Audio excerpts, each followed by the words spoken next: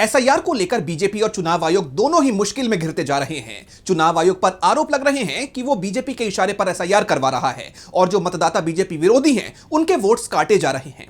Sapa chief Akhilesh Yadav ने तो यहां तक कह दिया है कि चुनाव आयोग बीजेपी के लिए ही काम कर रहा है और अब विपक्ष के दबाव में चुनाव आयोग ने बड़ा फैसला ले लिया है। तो क्या है पूरी खबर, देखिए इस रिपोर्ट में। सपा चीफ अखिलेश यादव का कहना है कि चुनाव आयोग बीजेपी के लिए काम कर रहा है। बीजेपी के नेताओं के इशारों पर अल्पसंख्यकों के वोट काटे जा रहे हैं, खासतौर पर मुसलमान बीजेपी के निशाने पर हैं। सपा चीफ ने यह भी कहा है कि लोकसभा चुनावों में जिन बूथों पर सपा को जीत मिली थी, उन सीटों पर वोटों के समीकरण बदले जा रहे हैं। यहाँ बड़ी संख्या में वोट काटे जा रहे हैं, जिसमें मुसलमान, दलित और ओबीसी मतदाता शामिल हैं। ये सब कुछ बीजेपी के कहने पर चुनाव आयोग कर रहा है। अखिलेश यादव ने यहाँ तक दावा किया है कि फॉर्म 7 बीजेपी नेताओं की प्रिंटिंग प्रेस में छप रहा है। अब ये बात तो आप जानते ही हैं कि किसी भी मतदाता का नाम वोटिंग लिस्ट से हटाने का आवेदन देने के लिए फॉर्म 7 जमा कराना पड़ता है और सपा का दावा है कि ये फॉर्म बीजेपी नेता छाप रही हैं। सपा चीफ ने कहा, एसआईआर के माध्यम से बिहार का चुनाव उन्होंने जीत लिया। एसआईआर की बड़ी भूमिका थी माहौल बिगाड़ने के लिए, दबाव बनाने के लिए, मनोबल गिराने के लिए। बिहार के चुनाव को जीत लिया भारतीय जनता पार्टी ने।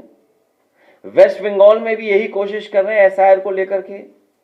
वहां की सरकार लगातार, वहां की मुख्यमंत्री लगातार इस बात को कह रहे हैं कि चुनाव आयोग भारतीय जनता पार्टी का आयोग बन गया है और उन्हें मजबूरी में भारतीय जनता पार्टी के काली करतूतों के खिलाफ काला कोट पहनना पड़ा और सुप्रीम कोर्ट में खड़ा होना पड़ा कि किस तरीके से भेदभाव, किस तरीके से election commission Bharatiya Janata party का सहयोगी दल बन गया। वैसे सवाल ये भी उठ रहे हैं कि जब इस वक्त एसआईआर की प्रक्रिया चल रही है, बीएलओ घर घर जाकर सर्वे कर रहे हैं, तो फिर बीजेपी के नेता थोक में फॉर्म 7 क्यों जमा करा रहे हैं? वो लोगों के नाम क्यों कटवा रहे हैं? बीजेपी और चुनाव आयोग पर सवालों की कड़ी बढ़ती देख यूपी राज्य निर्वाचन आयोग की तरफ से कहा गया कि अब थोक में कोई भी व्यक्ति फॉर्म 7 जमा नहीं करा पाएगा। राज्य के मुख्य निर्वाचन अधिकारी यानी सीईओ नवदीप रिणवा ने कहा, अगर कोई एक ही व्यक्ति डाक के माध्यम से भी दूसरे व्यक्तियों से फॉर्म 7 एकत्र कर अपनी तरफ से जमा करेगा तो उसे स्वीकार नहीं किया जाएगा। कोई व्यक्ति बेवजह झूठी शिकायत कर आसानी से किसी का नाम मतदाता सूची से नहीं कटवा सकता। अगर उसका नाम मतदाता सूची में है तो ही वो दूसरे का नाम कटवाने के लिए फॉर्म 7 भर सकता है। फॉर्म 7 भरने वाले व्यक्ति को उस फॉर्म पर अपना दूसरा विवरण देना होगा, जिसमें नाम, मतदाता फोटो, पहचान पत्र संख्या और मोबाइल नंबर शामिल है। साथ ही जिसका नाम काटने का आवेदन दिया जा रहा है उसे भी सूचित करना होगा।